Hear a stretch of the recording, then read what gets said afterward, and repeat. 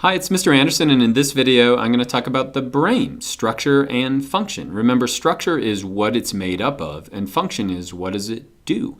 We sometimes refer to this as the anatomy or structure and the physiology or the function. And so the cool thing is that we're going to go through 17 different structures in the brain, kind of lay out the basic plan of the brain, but you're using your brain to process it. And if you do a good job when we get to the end and I review all the parts, you should be able to tell me what their structure is and what their function is. And so what type of organisms have brains? It's the animals. Animals use nerves, they have muscles to move around, and so they have to organize that movement. And so they use a brain. And so if we look at the two basic body plans of animals, some are radially symmetrical. In other words, they're built around almost a tire. And then some are bilaterally symmetrical. In other words, a tiger, you could draw a line right down the middle. There's going to be a clear right side and a left side. There's going to be a clear front and end. And as we became bilaterally symmetrical, we had to organize that movement. And so this is a simple animal body plan.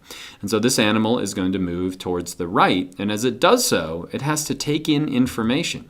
We call that sensory information using neurons. And so right now you're taking in sensory information from your eyes, from your ears, and then inside your brain you're going to integrate that information. You're going to make sense of it, and then you're going to figure out what you want to do, how you're going to act dependent upon that. And so then we have this loop of motor neurons out, or motor nerves. And so this loop in simple animals is also important in understanding how our brain works.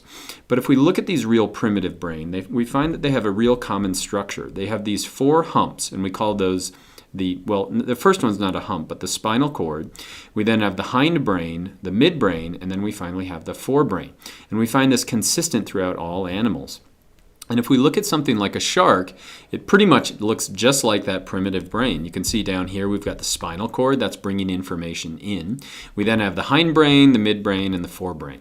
And so one thing you should remember is that the closer we are to that spinal cord, the more basic the functions are. And so right down in this hindbrain, it's going to be basically keeping the heart beating, keep the circulation going, digestion in the shark. But when a shark decides to attack you, or it has some kind of an emotional response, that's going to be way up here in the forebrain.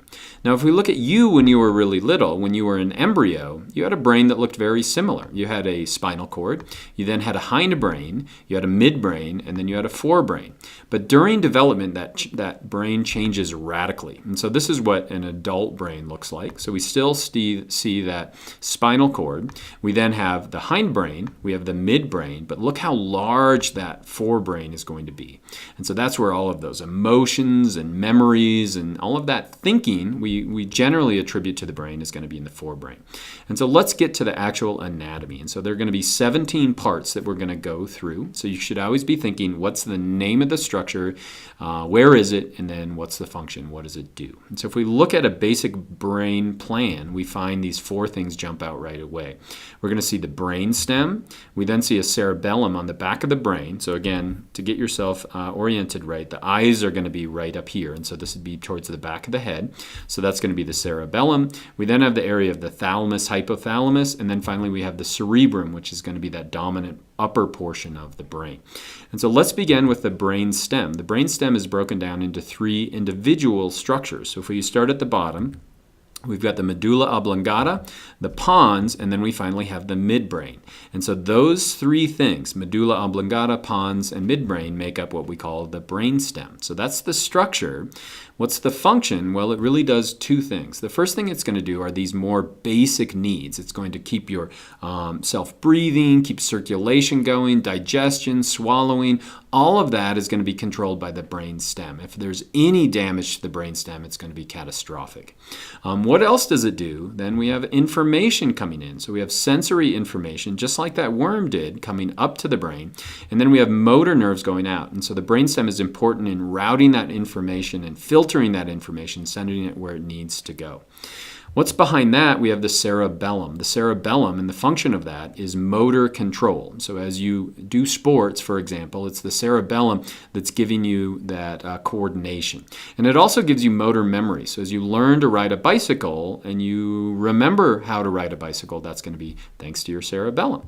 If we keep moving up, we now have the thalamus. The thalamus, again, sits right on top of the brainstem. And so the best analogy I could come up with is a router. It's basically sorting data and sending it where it needs to go. If we were to look below that, there's a little structure here that's incredibly important. It's called the hypothalamus. That's going to be really right above the roof of your mouth. What is that accountable for? It's homeostasis. So it's maintaining body temperature. It's maintaining osmolarity. All of that stuff is contained right up in the hypothalamus. Also important in circadian rhythms. And then if we look right below that, you can see a little gland hanging out. And one half of that pituitary gland, the posterior pituitary, is technically part of the brain. And it's important in basically sending off hormones. And so there are nerves that flow into that pituitary, and it's sending out things like antidiuretic hormone that keeps your water balance the same. Oxytocin would be another important hormone that comes out of there. If we keep moving up, then we get to the level of the cerebrum. What's the function of the cerebrum? That's integration. So what we're doing is making sense of all that data that comes in. Now, what makes up that cerebrum are going to be all these neurons. There's tons of neurons that are connected together, billions of neurons and billions of synapses or connections between these neurons. And that's where we're making sense of information as it comes in. Now, if you were to look at this image right here, so of that brick wall, so take a moment to look at that, and I'm going to show you some other images. Now focus on this, and then that, and then that. And what we find is as you look at those images, your brain is integrating. It's making sense of all that information. And it used to be a black box. We didn't know really what was going on, but now we can use technology like a functional MRI, functional magnetic resonance imaging. And what we're looking at here is a brain in action. So this same study was done on females, and what they would show them is something neutral, like a brick wall, and then a kitten, and then something like dirt, and then something like puppies. And so what we're seeing is as those images are switching back and forth, we can start to see where blood is flowing around in the brain, and we can start to figure out what the different parts of the brain actually do. We're able to figure out their function. So when we're looking at the cerebrum, every picture that I've showed you is from the side, so the eye's up here. But if we were to rotate that 90 degrees, now we're looking at it head on, we'll find that there are two hemispheres. There's going to be a right and a left hemisphere. Now they're connected in the middle using something called the corpus callosum. So that's a connection of nerves in between the two hemispheres. And we do tend to show lateralization. There are going to be certain things that we put kind of on the left side of our brain, like mathematical reasoning and logic, and things that we put on the right side, like facial recognition. Now, this is plastic. In other words, we can move these functions back and forth. And you can even have a radical hemispherectomy where you're cutting one of these out and you still have a functioning brain. Now, if we were to go right below the corpus callosum, we get into this area called the basal ganglia, and it's made up of a bunch of nuclei. What are nuclei, or what is a nucleus in a brain? It's basically a bunch of neurons that are right next to each other that have the same function.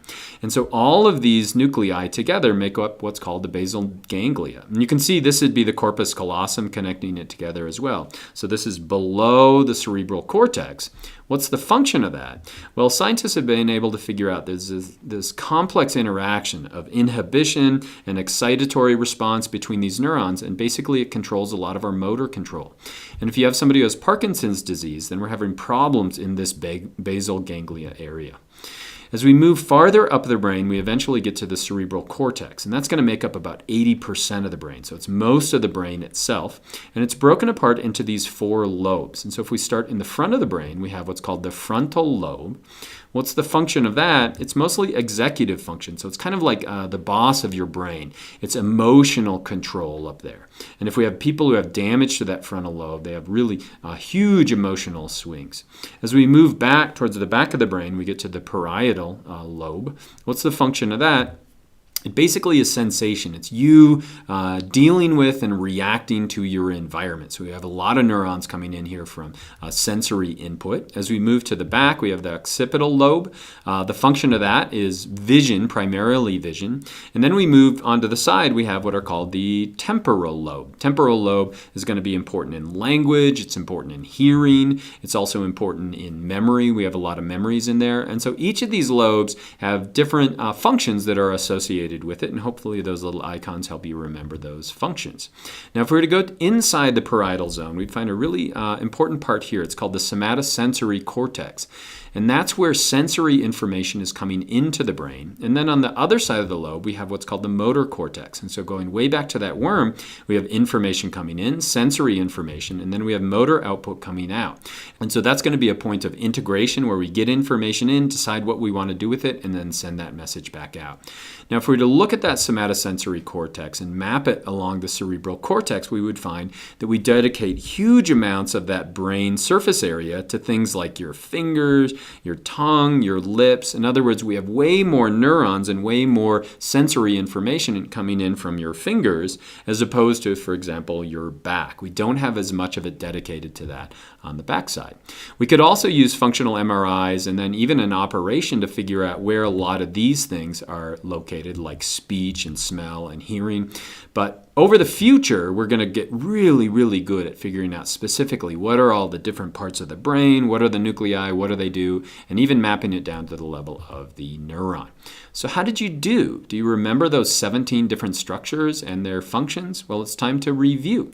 So let's go through it. What's this one at the bottom?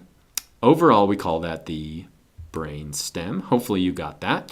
What are the three parts of the brain stem, though? Do you remember that? Could you pause the video and then say what they are?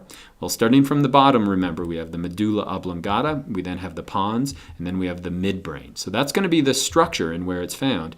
Can you remember the two functions of the brain stem?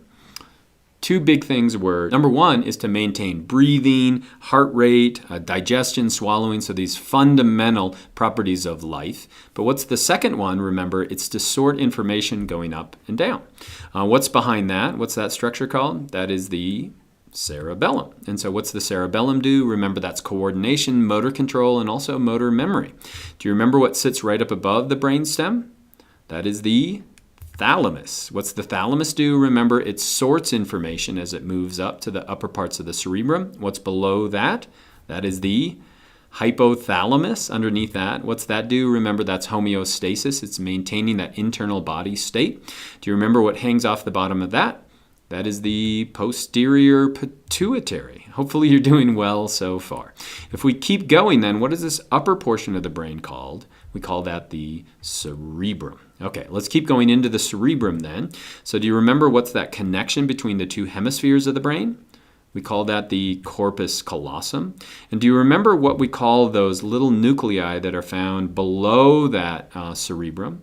Those are called the basal ganglia, and they're really important in motor control. And remember, the corpus callosum allows our hemispheres to connect.